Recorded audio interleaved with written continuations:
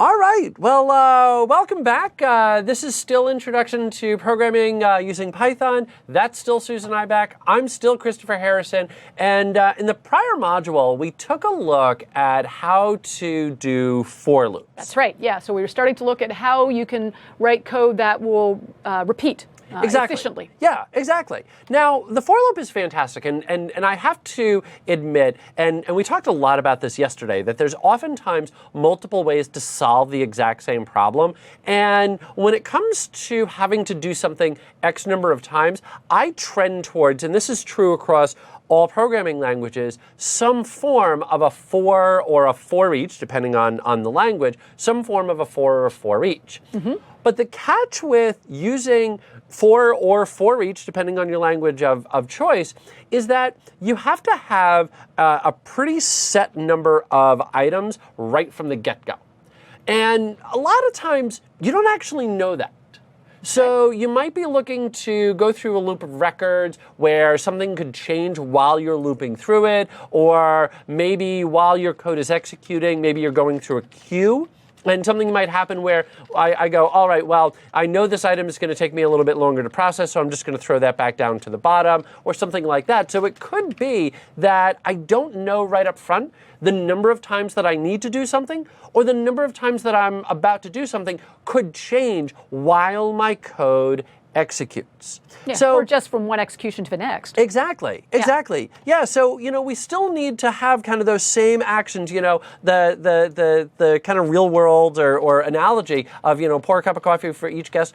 By the way, pour my cup of coffee first, please. Okay. Yes. Sure. Yes. Thank you. Washing all of the dishes, putting together each name card. You have to handle all of those different things, kind of those analogies. But when we get into programming, I might be looping through a file. I might be looping through a number of entries in memory. I'd say a lot of times in coding, we'll have things like somebody gives us a file and we want to read all the values in a file, or we do have a database table and we want to read all the people from a particular country from a database, but we don't know how many records we're going to be getting back from a database before we start. Exactly. So, yeah, there's a lot of situations where we know we're going to have to do something over and over, but we just don't know how many times. Exactly. And sometimes, we can calculate it, but again, not always, So if it's a scenario like this, where, we know that we've got 20 guests, then we could just go in and explicitly state, okay, fine, it's 20 guests. Or it could be a scenario where maybe we've got this in a list, and a couple of people asked about that earlier. We'll be talking about lists. We will get into module. lists. Yeah. But I can go in and I could ask the list, well, how many items are inside of you? And I could throw that into there. Or we could actually just simply say for in list, but now I'm sort of stealing your thunder. Yeah. Come on, I'm going to get to that. Don't steal my next slide. You're right. Okay, I'm sorry. But in any event, I can calculate that number of times, but that's not always going to be the case. And this is where while loops come into play. That the concept of a while loop is we're going to do something, perform an operation, while something is true. So what I'm going to do here is sort of just jump straight to the syntax. And this is a perfect example of where a while loop is going to shine. So let's start with, of course, keyword while. Yep. And just as a real quick refresher, I'm just going to do this right away. You'll notice my colon, and then you'll also notice the tab in right there. So kind of, again, that same thing with an if statement or a for loop or everything. We've got the colon, we've got the tab. This is what's going to be executing, and that's just simply what says, hey, go there. All right, cool. So again, we've seen all of that. Now let's explain the concept of a while loop, and I think the easiest way to explain it is to do it in English. A while loop means do something while a condition is true, while something is true. So if we go back to our code here, what we're going to be saying is while answer, whatever answer is, we'll talk about what answer is here in just a moment, while it's not for. So this could be something like while file is not empty, while all candidates are not processed, or again, some conditions. So as long as something is true, we're going to stay inside of that loop and we're going to kind of keep doing what we're doing. Now, the next part that I want you to notice here is that unlike that range, where again we had that set of defined numbers, what you're going to notice with this example is we're asking the user for input. And we're asking the user to input the answer to a question. So what is 2 plus 2? I have no idea how many times it's going to take somebody to enter in the correct value. It could be that they do it the first time. It could be that they do it the 51st time. And again, the next time that the program runs, I still don't know. And the next time, I still don't know. Right. So there's no way that I could say, well, we're just going to loop 5 times, or we're going to loop 20 times. I don't know how long it's going to take them to get it right. So this is where a while loop shines, because now I can say, well, look, as long as they keep getting this answer wrong, we're going to stay here until they get it right. Yes. That's what my while loop is all about. All right. I'm going to keep going as long as I have to. Exactly. While loops are great that way. Yeah, and that's really it. So give me 1 second here. I'm going to do 2 things behind the scenes. One is going to be to get out of my slide, and the other one is to launch Zoomit, which, by the way, if you haven't already seen or heard, what we're using to draw on our screens and zoom in is a great little tool called Zoomit. I know that we've got a lot of students. What was the percentage? Did you see the poll? 30% of the people here are students. Yeah. Yep. So one of the things that I remember in college and in university was having to do different presentations to kind of show off, hey, this is what I learned. This is a great little tool to play with to do presentations. And again, it's a free tool. It's a great way to draw attention to the spots on the screen that you want. Okay. In any event, let's start doing this here. And I'm just going to go in and say answer equals 0. Now, a couple of things that are worth highlighting. Number one is you're going to notice that I'm going to initialize that variable right away. And the reason for that is because I'm going to use this on my while loop. So if I'm going to use this somewhere, it needs to be initialized in advance. So I'm initializing that up at the top. The second thing that I want you to notice here is that I've initialized it to a string, and I'm going to be using strings. Now, you might be looking at that and you might be thinking, well, gosh, Christopher, that seems a little bit odd because you're asking somebody a math question. That you're asking them, answer equals input, and what is 2 plus 2? And you are right that I am asking them a math question. But if you remember back to yesterday, input gives me back a string. So the fact that I'm asking them a math question is sort of irrelevant. It's sort of secondary here. That the fact that it's a math question is not what's key. What's key here is the fact that we're doing an input, which again is going to give us back a string, and that's what we want to do here. Okay. Okay. So now, rather than converting everything to numbers and comparing, I mean, you could have converted the answer into a number and said if the answer is not equal to a number 4, but in this case, it's a bit of overkill. Exactly. So here, you know what we could also do? We could just do this real quick. What is the answer to the ultimate question of life, the universe, and everything? Boy, how about that? I barely had enough space to fit that onto the screen. Yeah, well done. Thank you. All right, so now let's go in and run this. It will then ask me what's the answer to the ultimate question of life, the universe, and everything. And as we all know, that's, of course, 42. Yep. And I'll hit enter, and it says, congratulations, you are right. Let me kind of run that on the bad side. So we'll say 16, which is the number of the day. Hit enter, nope. 54, nope. 67, nope. 42. And now it says, congratulations, there you go. You're right. And so now we exit this loop. Exactly. Yeah, so it was waiting for the answer to be 42. So as long as it wasn't, it was just going to stay inside of that loop. And that's a perfect example of where to use that type of a loop, because I had no idea up front how many times it was going to take for whoever it was to get that answer correct. Okay. Let's see. I want that. That's sort of weird. Going back to your slides. I am, but PowerPoint is beating me up here. There we go. Okay. All right, you're good. I'm having PowerPoint issues. All right. So let's talk this through. what will this code do? And I'm talking a bit slowly here to kind of wait for the bit of a lag that we've got here for our fine viewers to go in and kind of contribute inside the chat window. Right. So I can see you're using turtle again. Yeah. Okay. So we're using turtle again. You've got a counter, a variable called counter. A variable called counter. And you're setting that to start off at 0. So I know counter is 0 when the program starts. Yep. Okay. Then you have a while loop. That says while counter is less than 4. And I know right now when I'm starting the program, counter is only equal to 0. So 0 is definitely less than 4, so I'm going to enter the loop. Okay, that's good math. Yep. Okay. And then, so I'm going to enter the loop, and it's going to move my little line forward 100 and turn right. So this is me trying to like draw lines on the screen again. So I move forward 100 and I turn a corner. Yep. And then I'm saying counter equals counter plus 1. Now that's my way of saying add 1 to the counter. Yep. So now counter is equal to 1. So now, I guess when I get to the end of the loop, it's going to go back to that while statement again. And 1 is still less than 4. Yep. So I'll go through, draw another line, add another counter, it'll be 2. I'll go up, 2 is still less than 4. I'll draw another line, I'll turn right, I'll add a number to, it'll be, counter will now be 3. I'll go back up, 3 is less than 4, it'll draw a last line. And then the next time I go through, counter will be equal to 4. And when 4 is not less than 4, and then it should exit the loop. So 4 times? Okay, so it's going to do the loop 4 times. What's it going to wind up drawing out? Square. It's going to wind up drawing out a square.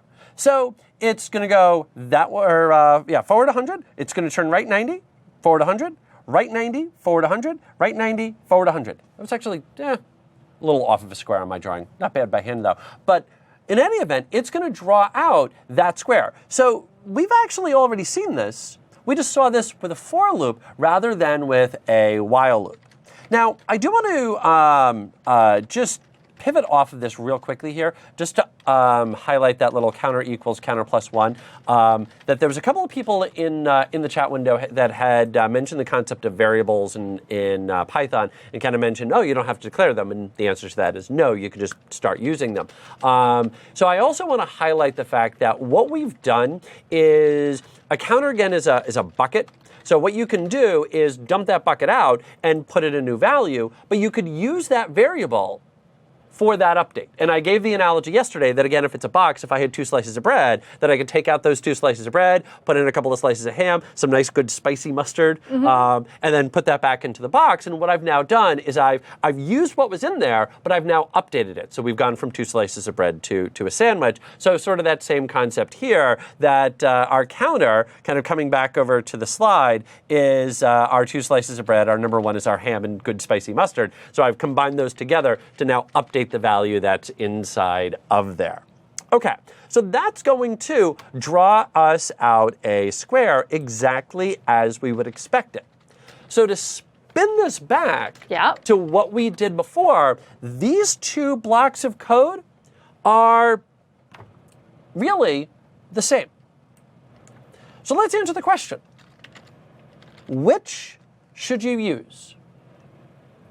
Well, the answer is, it really just depends on a matter of personal preference. Yeah, in this case, I like the for loop easier because it's easier for me to keep track of how many times loop is executing. Exactly. When I just say for range is 4. But I just, for me, when I'm running a for loop, if I know I want to execute 4 times, I like just saying the range is 4. I know it executes 4 times. I don't have to think about it. With the while loop, I have to sit there going, counter was 0 the first time, then 1, then 2, so it's less than 3. So that, I got it right, it's 4 times. So in this situation, I prefer the for loop, but it is a personal preference. It is a personal preference, and I'm with you. And the reason that I'm with you, and I'm going to steal a little bit of my thunder here, there's a slide coming up. I'm allowed to steal my own thunder. But coming up, we do have a slide on this, but I'm going to highlight it for right now. The most important line here is this right here. I have to make sure that I update the counter. So this is on me. So if you're not sure of, which should I use, for loops or while loops, again, it does come down to a matter of personal preference. For me, the dividing line is, can I have something else automatically handle the condition for me? So in the case of our for loop, The condition is, as long as we haven't reached 4 times yet, keep doing this. Okay. That's the condition, and this little in range will automatically do that for us. But over here, it's my responsibility to go in and update the counter. Again, kind of that lazy developer. If I can let something else do it, I'm going to let something else do it. So this is really nice in scenarios where that condition there will automatically update. So if I can say, as long as we haven't reached the end of the file, keep doing this. Yep, You know, those types of things are perfect for our while loops. Okay, so they both have the same end result, but again, it's going to do kind of whatever it is that you might want. Now, I hinted at this, so now we're going to get in and talk a bit about it. That when it comes to a while loop, remember that you're responsible for handling the condition. Susan actually called that out perfectly. Your responsibility, because now you have to stop and think, okay, well, how many times am I going to loop? So you might do something like this. That you might think, okay, well, counting starts with 0 in most languages, and somebody mentioned this, and it's worth mentioning now. That's not true across all languages. There are certain languages, like VBA, that doesn't always start with 0, but most languages start counting with 0. Python does, so to avoid any confusion, from here on forward, counting starts with 0. So you might be thinking, oh, okay, right. So counting starts with 0. I'm going to be consistent, so I'm going to declare a counter, and I'm going to set that equal to 0. Cool. Well, I know that I want to draw 4 times, so I'm going to go in and set a while loop, and I'm going to say something like this. I'm going to say counter less than equal 4. So if we talk this through, and it's basically the same code that we saw a second ago, if we talk this through, what's going to wind up happening is it's going to run our conditions, and it's going to go 0 rather. That's going to be the first one. So 0, and then it's going to go 1, it's going to go 2, it's going to go 3. Now 3 is less than equal to 4. It's going to go 4, and then it's going to execute that 4th time because 4 is equal to 4. Okay, yep. Generally speaking, 4 is equal to 4, So it's going to execute a collective 5 times. Right, just because I said less than or equal to instead of less than, I end up somebody might look at that and think, oh, it'll execute 4 times, and surprise! Exactly. 5 times. All because of that little sideways And that's why I like for loops, when I know exactly how many times I want to execute. Because that's the kind of stuff I do by accident, and then I'm executing going, what did I do wrong? Yep. Yeah, and this is, one of the things that we talked about yesterday, and both of us have this little hitch in our deliveries, is we both have a propensity to invert our Boolean logic, or make a small little mistake on Boolean logic, like throwing in a less than equals when we just simply meant less than. So, I also have a propensity to say the word propensity, but that's sort of a different conversation. All right, let's kind of bring it back and take another look at another possible scenario that maybe you've decided, you know what, I don't want to count with 0. Or maybe you coded that last one and you said, well, starting with 0 just gave me a mistake, so I'm going to start with the number 1. So you write code that looks like this, that you say, all right, well, counter equals 1. And you say, well, counter less than equal to 4. Well, again, let's talk this through. 1, 2, 3. 3 is less than 4. Yep. So when this is incremented up to 4, what's going to wind up happening is that's now going to test as false, meaning that 4 is now going to not be run, so it's only going to run a collective 3 times. So now it's actually running 1 less than I expected instead of 1 more than I expected, because this time, just because I initialized to 1 instead of initializing to 0 with my variable. Exactly. Again, these subtle things, right? Yep, a less absolutely. than and equal instead of a less than, initializing your counter to 0 instead of 1, and suddenly you're not executing. These are such common mistakes with while loops. They happen all the time. They really do. They really do. And if you are going to use this with numbers, the best bit of advice that I could give to you is be consistent. Organization and consistency will set you free. And nowhere is that truer than in code. That if you've going back to that whole lazy developer thing, when it comes to things like formatting my code, I don't think about it. I just do it naturally. The reason that I do it naturally is because I've already made the decisions ahead of time. So I sat down and I said, okay, this is where I'm going to put my tabs. This is where I'm going to, in the case of curly brace languages, put my curly braces. This is how I'm going to format my variables. I've made all of those decisions in advance. So when I sit down, I don't have to think about those things. I think about my code, and that's it.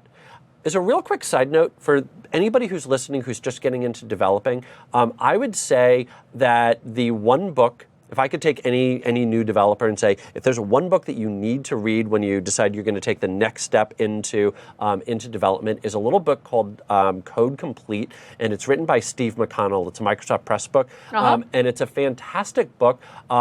It does focus a bit more on languages like C++ and C#, but it does a fantastic job of going over things like, choosing good variable names, dealing with casing, where to put your tabs, and it's all of those little things that, when you're taking a programming course, even like this, we're trying to highlight those things, but we only have so much time. That's all that this book is about. So it spends a lot of time talking about those things that really do have a big impact on the readability of your code. It's a fantastic book. In any event, so I've made all of these decisions in advance. So if I'm going to do a loop like this, I'm always going with 0, and I'm always going with less than. That way, I don't have to think about it. I made this decision already. That's what I'm always going with. So rather than kind of approaching this and going, well, I need to loop 5 number of times. Well, should I go 1 and less than 6, 1 and less than equal to 5? Just stick with what you've always done. And in my case, what I would do is I would set it to 0, and I would go less than, and then the number of times that I would want to increment. So if it's going to be 5, I would say set it to 0, and then go less than 5. And that way it's done. Now, all of these are different looping issues. And we've talked about a couple of different ones here, but before you do that, can I just ask you quickly the name absolutely. of that book again? It was called Code Complete, and the author was Steve McConnell. McConnell. I think I have that name right on his name. Code Complete is the name of the book. All right, I'm putting that down because there was a couple of comments in the chat window just sort of saying, can you just put that name in there? So it's in the chat window there. So if anybody's interested, we put that in there. So the name of the book is in the chat window. Yeah, absolutely. You know what I'm going to do? I'm going to do this. I'm going to actually put the slides to the side here. And I'm going to comment out my my code. And let's do this. I'm going to say import turtle. There we go. And let's say counter equals 0. I'm going to say 4. Whoops, not 4. You're doing wild. See, my brain just wants to go to for loops. You knew. It was a fixed number of times. You wanted to use a for loop. Okay, so in any event, you'll notice that I've got my while counter less than 4. And again, you'll notice I'm sticking with that. When I said 0 less than, that's what I always do. That's exactly what I've done here. So I'm going to say turtle dot forward, and we'll say 100. And I'm going to say turtle dot right, and I'm going to say 90, and I'm going to say counter equals counter. Can I get you to make a little 1. change instead of counter equals counter plus 1? We had a lot of questions in the Q&A about different ways of adding 1 to a variable. Somebody was asking if you can use the plus plus that we sometimes use in some languages, and about the plus equal. So would you do me a favor? No, plus plus won't work, but the plus equal syntax does work. So I just want to show that as an alternative way of adding 1 to a variable or adding a value to a variable, because that came up a few times in the chat window. So we just want to show you that's another way of adding 1 to a variable. That plus equal means take this value and add this to it. Exactly. Yep. So, and one of the things that I would mention, in particular for my for the junior developers that are watching here, people that are new to development, that a lot of times what I'll find is kind of a little bit of pushback on that bit of syntax, because it's certainly not as clear as doing that. And you know what? I'm sort of with you, but I always kind of look at it like a contraction. Yeah. That it doesn't necessarily, especially when you're first getting into it, look as clear. But once you start using it, it just becomes second nature. So you might decide, you know what, that doesn't make a whole lot of sense to me, so I'm not going to use it for right now. That's totally cool. Again, that's just a matter of personal preference, but you are going to see this quite frequently. And honestly, after a little while, you're just going to, I know what that means. And yeah, so it's just nice to see both options. Absolutely. And it was coming up in the chat window, so I wanted when you got to the demo to show that is an option. You can either say counter equals counter plus 1 or counter plus equals 1. Yep. Your choice. And in fact, here, let's go ahead and just prove it. So I'm just going to hit start. And then, sure enough, Yep, it works. It works. There you go. Okay. Now, let me, I'm going to close this out for right now. There we go. And I'm going to go back to my slide. And let's talk about this.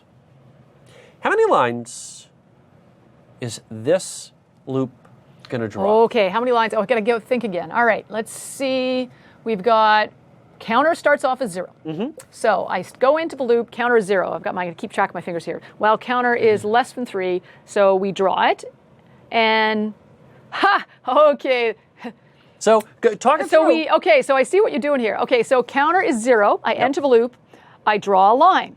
Yep. I turn right. Yep. I go back to the top of the loop, and my counter is still equal to 0, Okay. which is still less than 3. Okay, so keep I talking me draw through it. another line, and I turn right. Yep. And then I go to the top of the loop, and counter is still 0. So Okay. once again, I enter the loop. This loop is going to go on Hey, Susan, I'm going to cut you off because it sounds like you're going to go on and on and on forever. Here. forever and ever and ever and ever and ever and ever. Okay, Susan. Am I done? Yeah, now you're done. We need a control C. break. But yeah, exactly that. And Susan did a perfect job of explaining that with a bit of humor as well. That's exactly what's about to happen. Is my condition here is never going to change because I never updated, I never incremented my counter. And this is one of the biggest pitfalls of using a while loop is you have to make sure that that condition is going to change. So let's actually kind of go in and do that. You'll notice it is, in fact, a trick question. And well done to the Q&A group. We got a lot of people who caught that one. So awesome. You got it. Well Love done. It. And you know what I'm going to do? I'm going to introduce this bug a little more subtly. Aha! Sneaky. What you've got is because you didn't actually indent the adding 1 to the counter. So Yep. just because you forgot to indent it, that code isn't going to execute inside the loop. It'll only execute when you exit the loop. But that means when the loop is executing over and over and over and over again, it never gets out. So it never gets to the line of code that says add 1 to counter. Exactly. So when I go in and I hit start. Whee! Round and round she goes. When she stops, nobody knows. We could be here for a little while. Maybe now would be a good time to show someone what do you do if you're in Visual Studio. Can we go to Visual Studio and show how you get out of this if you code this by accident, because you will. You absolutely will. Again, if I had a nickel, I'd be able to take my wife out for a very nice dinner. You'll notice right up there in the upper right-hand corner, there's the Stop Debugging button. Yep. Just click that. And you're back to your and you're code. back to normal. Absolutely. That's your break command. Yep. Yeah. So we'll go back in. We'll hit start again and rerun it. And now you'll notice that it's just doing it the 4 times. So close. There we go. Okay. Yep. So yeah, and that is going to happen. So if you're going to pick up anything about while loops, the biggest thing that I would say is to make sure that your condition changes. So either you do it manually, or it is easier if whatever it is that you're doing, the scenario is going to update automatically. So I remove an item from a list, or as part of my code, just naturally I'm moving to the next line of the file, or whatever it is that you happen to be doing. So kind of to wrap all that up with our best practices here, use for loops whenever possible. That if you can figure out the number of times that you're going to do it, use that. But again, don't fear the while loop. That there are going to be scenarios where the while loop is the only way, and sometimes, it could actually be a little bit easier to remember. Plus, on top of that, the while loop gives you a little bit more flexibility because there's nothing that says that every single time that you go through the loop that you have to increment the counter. When you're doing a for loop, basically once you start that for loop, the die is cast, so to speak. That's your counter, and away you go. But here, I can go in and get a little bit more manipulation as needed. So, don't fear it. Sometimes it can be a little bit easier. It's certainly going to be easier when you're looping through kind of an unknown number of times. Don't be afraid of the while loop. Yeah, there is a time and place to use a while loop. So Exactly. Yes, Yeah. you can accidentally end up with an endless loop or execute one too many times, one too few. That's why we test. Yep. That's why we have the stop debugging button or Shift F5 if you're a keyboard person. That's it. So, I mean, you can get out of it. We'll all make mistakes in our code, but there is a time and a place to use a while loop. And in the end, when it comes to picking loops, a lot of times you can use one or the other. Yep. One of these you looked at and said, I get that one. Well, use that one whenever you can. It's simple.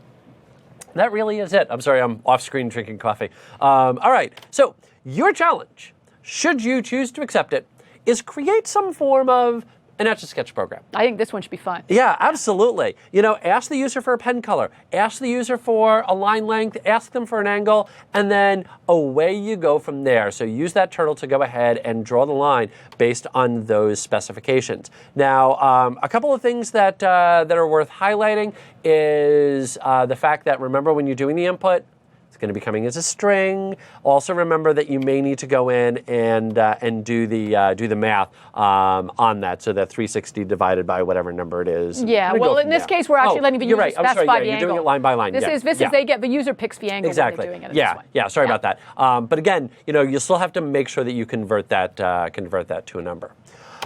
Congratulations. Yeah. How to manage loops. And that is a big thing. That's going to be one of the more common things that you're going to be doing inside of your applications, because you're going to have a set of items that, a lot of people have asked kind of what can you do with Python? And the answer is whatever it is that you want. So if you want to create web apps, if you want to create things for automation, etc., you can do that with Python. So, one of the target audiences is IT pros. Well, if I'm trying to update X number of servers, or all the users in a particular group and things like that. Exactly. Yeah, that's exactly where something like this is going to come into play, and it's exactly where you're going to have a while loop. So I have my list of servers, and I kind of run through and say, update or reboot or whatever it is that you're going to be doing.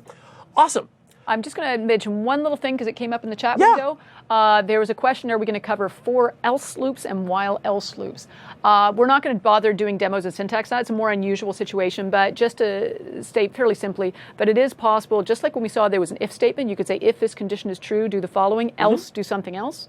You can do that with loops as well. You can say while this is true, else go do this. So it would basically be on exiting the loop, or when the condition for the loop doesn't occur, it would go to the else statement. Yeah. That's a fairly unusual syntax. It's something fairly unique to Python, actually. I haven't seen that in a lot of other programming languages. If you are interested, go hit Bing, type in for else Python, while else Python, you'll find lots of great example stuff out there. One of the things about coding, we can't show you every single variation of every single command.